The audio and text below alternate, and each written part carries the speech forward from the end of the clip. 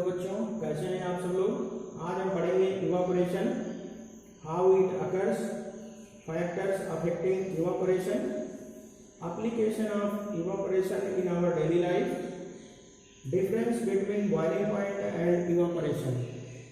तो आइए देखते हैं इवापोरेशन को हम डिफाइन कैसे करेंगे। Evaporation, the process of conversion of a liquid into its vapour state at any temperature below its boiling point is called as evaporation। कहने का मतलब कि लिक्विड का वेपर स्टेट में कन्वर्ट हो जाना बिलो इट्स बॉइलिंग पॉइंट के नीचे, या बॉइलिंग टेम्परेचर जो है किसी लिक्विड का उसके नीचे के टेम्परेचर पर किसी भी लिक्विड का वेपर स्टेट में कन्वर्ट हो जाना इवापोरेशन कहलाता है। तो evaporation is a phenomena which occurs below the boiling point और boiling temperature of a liquid. It is a surface phenomena because molecules of liquid leave the surface of liquid in the form of vapour. तो बच्चों अभी तक हमने सीखा evaporation क्या है। अब हमें सीखना है हाउ इवापोरेशन अकर्स, इवापोरेशन कैसे होता है। तो हमने आपको बताया कि इवापोरेशन किसी लिक्विड का वेपर स्टेट में कन्वर्ट हो जाना बिलो इट्स बॉइलिंग टेम्परेचर कहलाता है इवापोरेशन। तो कैसे ये होता है, मान लीजिए हमारे पास कोई लिक्विड है, ये हमारे पास एक कंटेनर है, हम इसमें कोई लिक्विड भर करके रखते हैं, तो इसमें बहुत सारे लिक्विड के मॉलिक्यूल होंगे। मान लीजिए हमने इसमें पानी भरा है, तो बहुत सारे ऐसे पानी के मॉलिक्यूल इस पूरे वाटर के अंदर पाए जाएंगे। अब जैसे जैसे सोलर रेडिएशन या हीट एनर्जी इसको मिलती है, किसी भी टेम्परेचर पर वाटर का बॉइलिंग टेम्परेचर 100 डिग्री सेल्सियस होता है, तो 100 डिग्री सेल्सियस से नीचे किसी भी टेम्परेचर पर जब इसको हीट एनर्जी अपने सराउंडिंग से, ये है इसका सराउंडिंग, तो अपनी सराउंडिंग से जब ये हीट एनर्जी लेता है तो ये वाटर के मॉलिक्यूल आपस में जो intermolecular force of attraction से बंधे हुए हैं, वो intermolecular force of attraction break down होने लगता है, क्योंकि ऊपर के जो मॉलिक्यूल है, ये ऊपर वाले वाटर के मॉलिक्यूल, इनकी काइनेटिक एनर्जी बहुत ज़्यादा हो जाती है, और जब हीट मिलने, सराउंडिंग से हीट मिलने के बाद इनकी काइनेटिक एनर्जी बहुत ज़्यादा हो जाती है, तो ये सरफेस को छोड़कर बाहर निकलने लगते हैं, सरफेस को छोड़कर बाहर निकलने लगते हैं in the form of gas या in the form of vapour. तो इसी को हम कहते हैं इवापोरेशन। ये वाटर का इवापोरेशन हमेशा होता रहता है, जैसे ही इनको सराउंडिंग से वाटर के मॉलिक्यूल को हीट एनर्जी मिलती है, तो वाटर के मॉलिक्यूल हीट एनर्जी ले करके अपनी काइनेटिक एनर्जी बढ़ा लेते हैं। इनकी काइनेटिक एनर्जी बढ़ जाती है तो ये ज़्यादा स्पीड से मोशन करने लगते हैं और सरफेस पर, वाटर के सरफेस पर आ जाते हैं। तो वाटर के सरफेस पर आने के बाद जो पूरा बल्क वाटर है उसका अट्रैक्शन फोर्स इन पर जो है कम हो जाता है, और हाई एनर्जी के कारण ये वाटर के मॉलिक्यूल वाटर के सरफेस को छोड़कर एटमॉस्फेयर में वेपर के फॉर्म में जाने लगते हैं। तो इस तरह से इवापोरेशन हो जाता है। तो बच्चों इसके बाद हम पढ़ेंगे फैक्टर्स अफेक्टिंग इवापोरेशन। हमने अभी तक इवापोरेशन पढ़ा, इवापोरेशन की डिफिनीशन पढ़ा, इवापोरेशन कैसे होता है उसको पढ़ा। अब हम पढ़ेंगे फैक्टर्स अफेक्टिंग इवापोरेशन। कौन कौन से ऐसे फैक्टर हैं जो कि इवापोरेशन में हेल्प करते हैं या इवापोरेशन को कम ज़्यादा करते हैं। तो आइए हम देखते हैं। पहला है हमारा टेम्परेचर। अगर टेम्परेचर ज़्यादा रहेगा तो हमने आपको बताया टेम्परेचर बढ़ने के कारण लिक्विड के मॉलिक्यूल ज़्यादा हीट एनर्जी लेंगे और उनकी काइनेटिक एनर्जी बढ़ेगी, तो वो सरफेस से वेपर के फॉर्म में बाहर निकल जाएंगे। तो टेम्परेचर बढ़ने पर इवापोरेशन बढ़ता है। तो evaporation is directly proportional to temperature. Evaporation is directly proportional to temperature. इसका मतलब अगर हमारा टेम्परेचर बढ़ेगा तो इवापोरेशन बढ़ेगा, टेम्परेचर घटेगा तो इवापोरेशन घटेगा। तो जिस रेशियो में हमारा टेम्परेचर इंक्रीज होगा उसी रेशियो में इवापोरेशन बढ़ जाएगा। तो evaporation is directly proportional to temperature. अब हम देखते हैं कि सरफेस एरिया का इवापोरेशन पर क्या प्रभाव पड़ता है। आपने देखा होगा जब हम कपड़े सुखाने के लिए कपड़े को तार पर फैलाते हैं तो कपड़ा जितना ज़्यादा फैलाई हुई कंडीशन में रहता है उतनी जल्दी सूख जाता है। अगर हम उसको बटोर कर टांग दें तो फिर वो देर में सूखता है। तो इसका मतलब कि किसी चीज़ का, भीगी हुई चीज़ का सरफेस एरिया जितना ज़्यादा उतना ज़्यादा इवापोरेशन। जैसे हम लिक्विड को बड़े सरफेस एरिया वाले कंटेनर में रखें तो वो जल्दी इवापोरेट हो जाएगा। जैसे हम कप में रखी हुई चाय को प्लेट में पलट दें तो सरफेस एरिया बढ़ जाता है और चाय हमारी जल्दी ठंडी हो जाती है। तो कहने का मतलब कि evaporation is also directly proportional to surface area.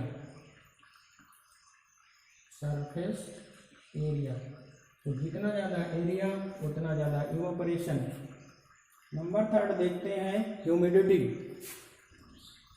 Humidity का मतलब होता है कि हमारे एयर में कितनी अमाउंट में वाटर वेपर मौजूद हैं। किसी एक पर्टिकुलर टेम्परेचर पर हमारी एयर एक निश्चित क्वांटिटी की ही ह्यूमिडिटी को कंटेन कर सकती है। निश्चित अमाउंट की ह्यूमिडिटी को ही हमारी एयर एक पर्टिकुलर टेम्परेचर पर कंटेन कर सकती है। तो अगर हमारे एटमॉस्फेयर या एयर में ह्यूमिडिटी की मात्रा ज़्यादा रहेगी तो इवापोरेशन कम होगा, क्योंकि ऑलरेडी वेपर्स एयर में मौजूद हैं तो इवापोरेशन कम होगा।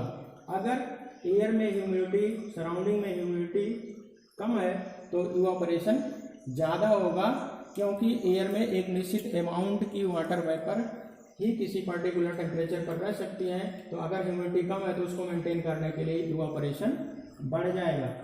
तो evaporation is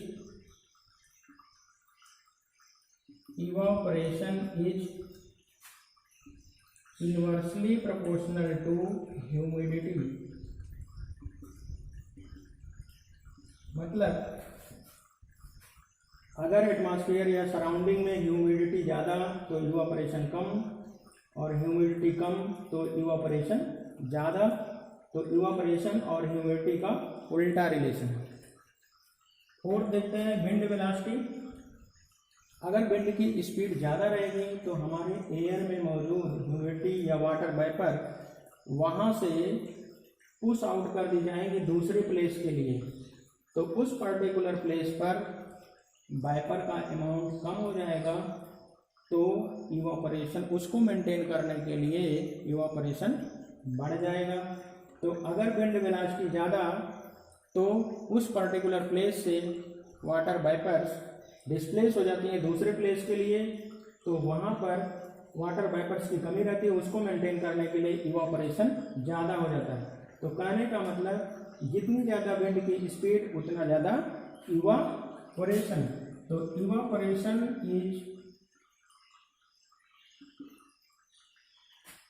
directly proportional to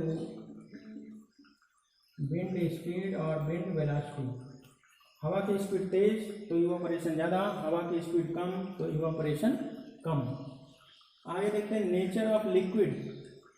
liquid कैसा है उस पर भी डिपेंड करता है कि इवापोरेशन कितना फास्ट होगा कितना स्लो होगा। जैसे आपने देखा होगा नेल पॉलिश को, आप नेल पॉलिश में होता है एसीटोन, उसको आप अपने नाखून पे लगाते हैं तो आपको ठंडक महसूस होती है। क्यों? क्योंकि एसीटोन जो है आपकी बॉडी टेम्परेचर से हीट एनर्जी गेन करके उसके मॉलिक्यूल आपके बॉडी स्किन के सरफेस को छोड़कर चले जाते हैं और आपकी बॉडी का टेम्परेचर ले लेते हैं, तो आपकी बॉडी को कूलिंग इफेक्ट महसूस होता है और वो इवापोरेट होकर के चले जाते हैं। मतलब कम टेम्परेचर पर ही उसके मॉलिक्यूल एसीटोन के सरफेस को छोड़कर एयर में चले जाते हैं। तो लिक्विड टू लिक्विड वैरी करता है कि किसका इवापोरेशन कम होगा, किसका इवापोरेशन ज़्यादा होगा। जैसे अल्कोहल है, स्प्रिट है, पेट्रोल है, ये सब नॉर्मल टेम्परेचर पर ही वेपर स्टेट में कन्वर्ट होते रहते हैं। तो ऐसे मटेरियल जो बहुत लो टेम्परेचर पर या नॉर्मल टेम्परेचर पर ही वेपर स्टेट में कन्वर्ट होते रहते हैं, उन्हें हम कहते हैं वोलेटाइल मटेरियल। जैसे हमारा पेट्रोल है, ईथर है, एसीटोन है, अल्कोहल है। देखिए हम आपको दिखाते हैं, ये हमारे हाथ में स्प्रिट या अल्कोहल है। स्प्रिट या अल्कोहल का एक डिब्बा है, इसके अंदर स्प्रिट या अल्कोहल है। इसको हम अपनी हथेली पर रखते हैं और देखेंगे कि ये रूम टेम्परेचर पर ही ये अल्कोहल के मॉलिक्यूल हमारी हथेली से हीट ले करके इवापोरेट होकर के एटमॉस्फेयर में चले जाएंगे। देखिए हम थोड़ा सा इस पे गिरा रहे हैं, आपको दिख रहा होगा। इस पे हमने अल्कोहल गिराया हमारी हथेली पर। अभी थोड़ी देर बाद हम देखेंगे कि ये हमारी हथेली पर कोई भी अल्कोहल नहीं बचेगा। ये अल्कोहल के मॉलिक्यूल इवापोरेट होकर के चले जाएंगे एटमॉस्फेयर में। हमने थोड़ा ज़्यादा गिरा लिया है। अभी थोड़ी देर बाद ये मॉलिक्यूल इवापोरेट होकर के चले जाएंगे एटमॉस्फेयर में, क्योंकि हमारी बॉडी टेम्परेचर ही इनके इवापोरेशन के लिए सफिशिएंट है। इवापोरेशन में हमने आपको बताया, इवापोरेशन एक सरफेस फिनोमेना है। ये हर टेम्परेचर पर होता रहता है। लिक्विड के बॉइलिंग टेम्परेचर से नीचे के हर टेम्परेचर पर ये होता रहता है। देखिए आपको हमारी हथेली दिख रही होगी, इसमें से सारे अल्कोहल के मॉलिक्यूल इवापोरेट होकर के एटमॉस्फेयर में चले गए। तो इस तरह से liquid to liquid evaporation vary करता है। अब डिपेंड करता है कि लिक्विड कैसा है, वो कितने लो टेम्परेचर पर इवापोरेट हो रहा है। कुछ लिक्विड कम टेम्परेचर पर इवापोरेट हो जाते हैं, कुछ थोड़ा ज़्यादा, कुछ उससे ज़्यादा, कुछ और ज़्यादा। तो इसलिए लिक्विड टू लिक्विड या मटेरियल टू मटेरियल वेरिएशन होता है। तो ये डिपेंड करता है कि नेचर ऑफ लिक्विड पर कौन सा लिक्विड है। तो अगर ऐसा लिक्विड हमारे पास है जो कम टेम्परेचर पर ही इवापोरेट हो रहा है, तो बहुत जल्दी से उसका इवापोरेशन हो जाएगा। तो बच्चों अभी तक हमने पढ़ा फैक्टर्स अफेक्टिंग इवापोरेशन। अब हम देखेंगे कि इवापोरेशन काजेज कूलिंग। इवापोरेशन किस तरह से कूलिंग इफेक्ट क्रिएट करता है। हमने देखा कि इवापोरेशन एक ऐसी प्रोसेस है जो कि एंडोथर्मिक है। एंडोथर्मिक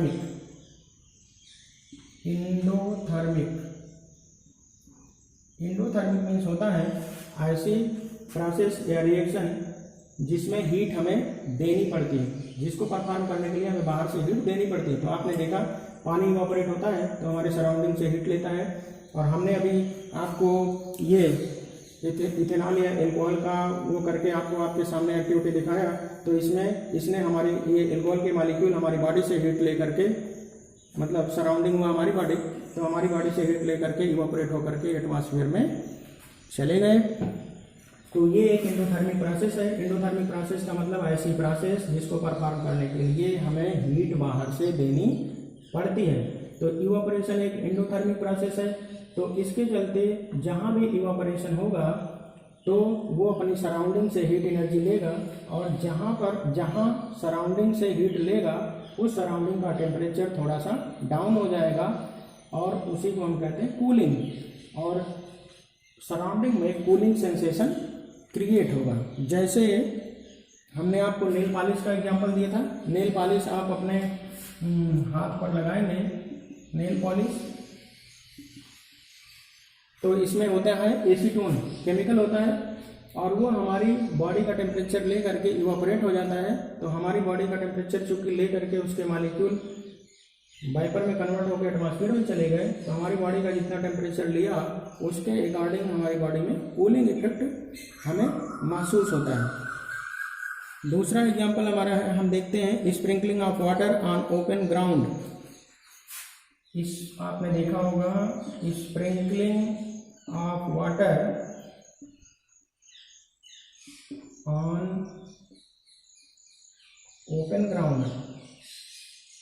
आपने देखा होगा गर्मियों के समय में गांव में लोग क्या करते हैं, जब सोलर रेडिएशन ज़्यादा रहता है, सूर्य की गर्मी ज़्यादा रहती है, तो शाम को अपने घर के आसपास पानी छिड़कते हैं, पानी स्प्रिंकल कर देते हैं। तो पानी छिड़कने से क्या होता है, ज़मीन का टेम्परेचर ज़्यादा रहता है, वाटर के मॉलिक्यूल वहाँ जाते हैं, वो अर्थ से हीट एनर्जी लेते हैं, हीट एनर्जी लेकर इवापोरेट हो जाते हैं।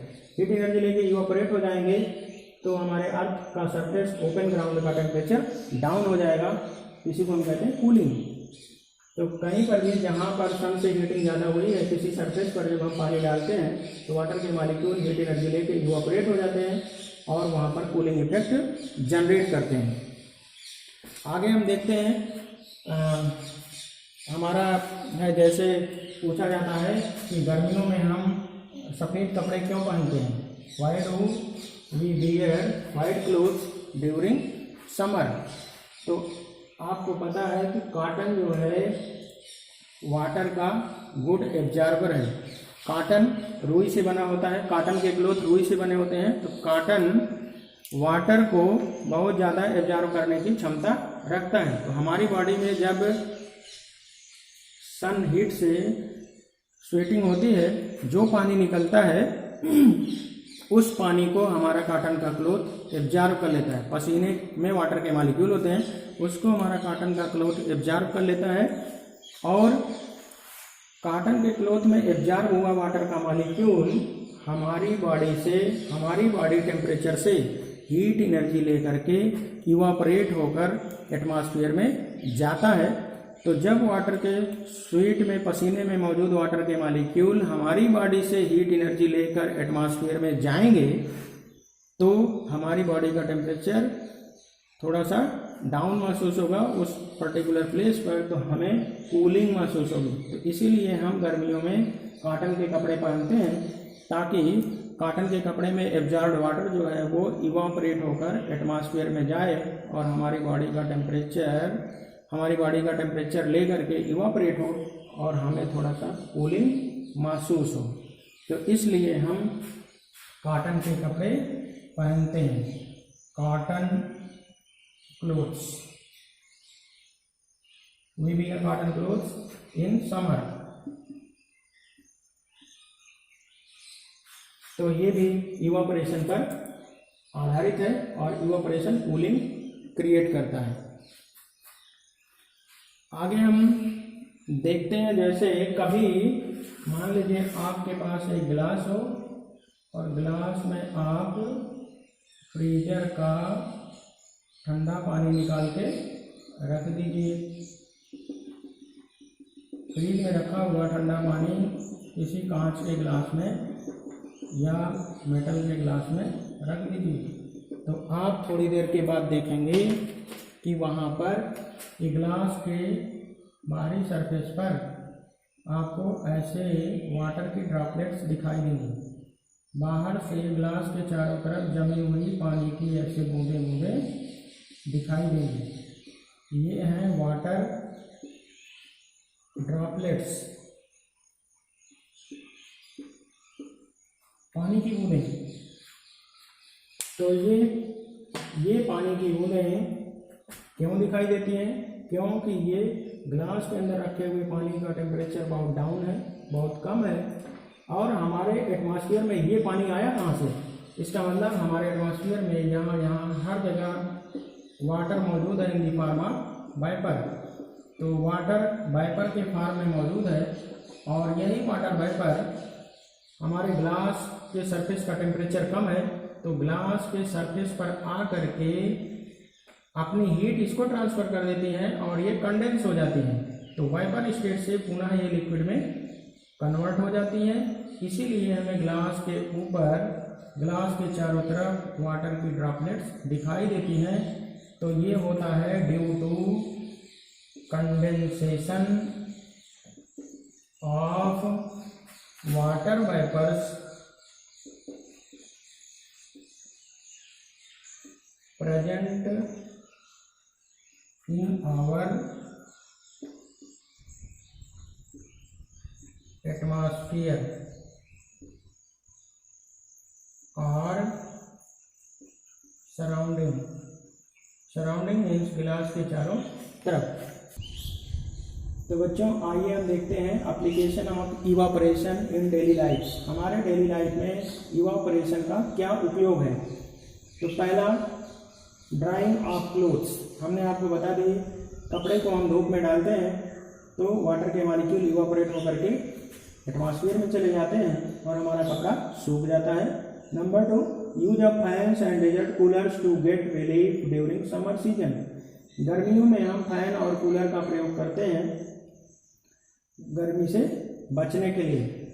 डेजर्ट कूलर में जो इसके विंडोज लगे रहते हैं उसमें गर्म हवा आती है और पानी जो उसमें हम यूज करते हैं, वाटर के मॉलिक्यूल उस गर्म एयर से हीट एनर्जी ले करके इवापोरेट हो जाते हैं और कूलर की विंडोज को ठंडा कर देते हैं और वो ठंडी हुई हवा हमारे पास आती है तो हमें ठंडक महसूस होती है। नंबर 3 है keeping water in earthen pot to keep it cool. मिट्टी के घड़े या सुराही में हम पानी रखते हैं तो वो ठंडा रहता है, क्योंकि अर्थन पॉट में छोटे छोटे पोर्स होते हैं, छोटे छोटे छिद्र होते हैं जिनसे वाटर के मॉलिक्यूल इवापोरेट होकर बाहर चले जाते हैं। तो इवापोरेशन हमने आपको बताया था एंडोथर्मिक प्रोसेस है। इवापोरेशन में वाटर के मॉलिक्यूल अपने एटमॉस्फेयर से हीट एनर्जी लेते हैं, तो वो कहाँ से लेंगे? अर्थन पॉट और वाटर के मॉलिक्यूल, वाटर के अंदर जो हीट एनर्जी है उसी से लेंगे, तो उसमें रखा हुआ पानी ठंडा हो जाता है। Number 4, wearing cotton clothes in summer. इसको हम आपको बता ही चुके। तो ये है application of evaporation in our daily life. तो इस तरह से इवापोरेशन हमारे डेली लाइफ में बहुत महत्वपूर्ण है कूलिंग इफेक्ट जनरेट करने के लिए। Difference between boiling and evaporation, this is very very important concept based है और इसमें से छोटे छोटे पॉइंट हैं जिनको आपको दिमाग में रखना है। तो आइए देखते हैं बॉइलिंग और इवापोरेशन में क्या डिफरेंस होता है। Point number 1, boiling occurs at a particular temperature. तो कोई भी लिक्विड होता है, किसी भी लिक्विड का बॉइलिंग पॉइंट फिक्स होता है। ऐसा टेम्परेचर जिस पर कोई लिक्विड बॉयल करना स्टार्ट कर देता है उसे हम कहते हैं उसका बॉइलिंग पॉइंट। जैसे वाटर के केस में वाटर 100 डिग्री सेल्सियस पर बॉयल करना स्टार्ट कर देता है तो वाटर का बॉइलिंग पॉइंट होता है 100 डिग्री सेल्सियस। 100 डिग्री सेल्सियस और H2O। तो हर लिक्विड के लिए उसका बॉइलिंग टेम्परेचर फिक्स होता है, तो इसीलिए लिखा गया occurs at a particular temperature. तो बॉइलिंग हमेशा एक फिक्स टेम्परेचर पर ही होता है, जबकि evaporation occurs at all temperatures. Evaporation हमेशा हर टेम्परेचर पर होता रहता है below the boiling temperature of liquid. कोई भी लिक्विड है उसके बॉइलिंग टेम्परेचर से नीचे हमेशा इवापोरेशन हर टेम्परेचर पर कम ज़्यादा होता रहता है। डिपेंड करता है कि इवापोरेशन को अफेक्ट करने वाले फैक्टर किस रेशियो में वहाँ पर मौजूद है।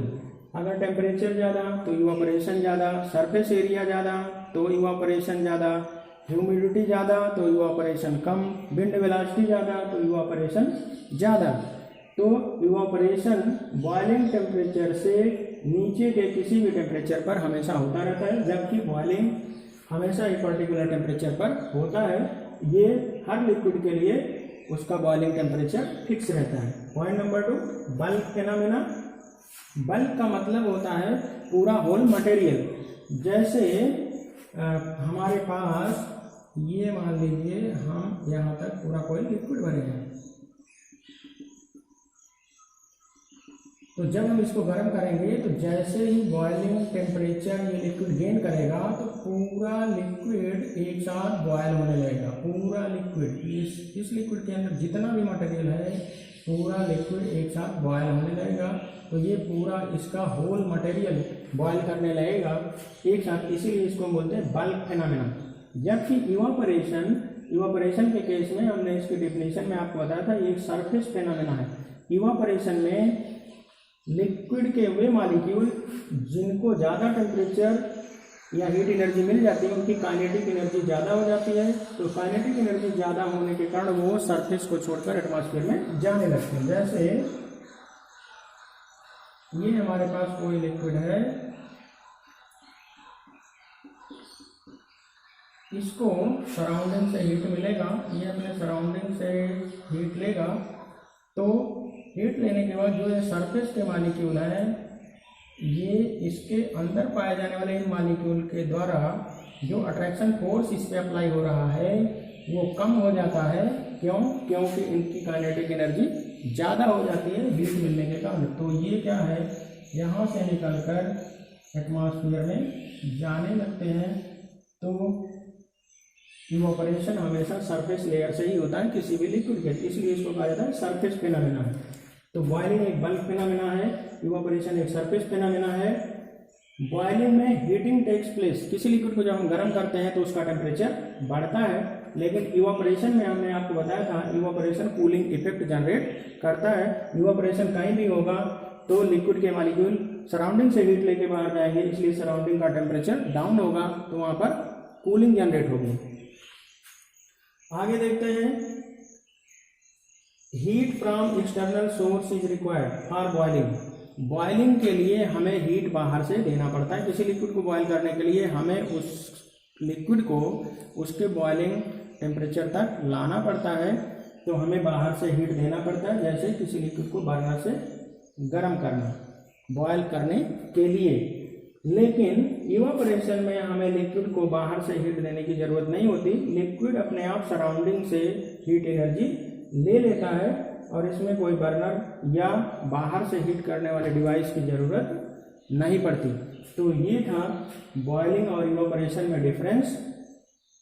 तो ये बहुत इंपॉर्टेंट है, इससे क्वेश्चन पूछे जाते हैं। तो आज हमने अभी तक पढ़ा इवैपोरेशन की definition, how it occurs, evaporation कैसे होता है, फैक्टर्स अफेक्टिंग इवैपोरेशन, इवैपोरेशन को कौन कौन से फैक्टर अफेक्ट करते हैं, how evaporation creates cooling, evaporation cooling किस तरह से क्रिएट करता है, एप्लीकेशन ऑफ इवैपोरेशन, इवैपोरेशन के एप्लीकेशन क्या है, इसके उपयोग क्या है हमारे डेली लाइफ में, and last difference between boiling and evaporation. तो हमें उम्मीद है कि आपको ये वीडियो अच्छा लगा होगा। अगर आप इसके पहले के हमारे लेक्चर वीडियो नहीं देख पाए हैं तो लिंक डिस्क्रिप्शन बॉक्स में दी हुई है, आप उस पर जाके क्लिक करके इसके पहले के वीडियोज देख सकते हैं।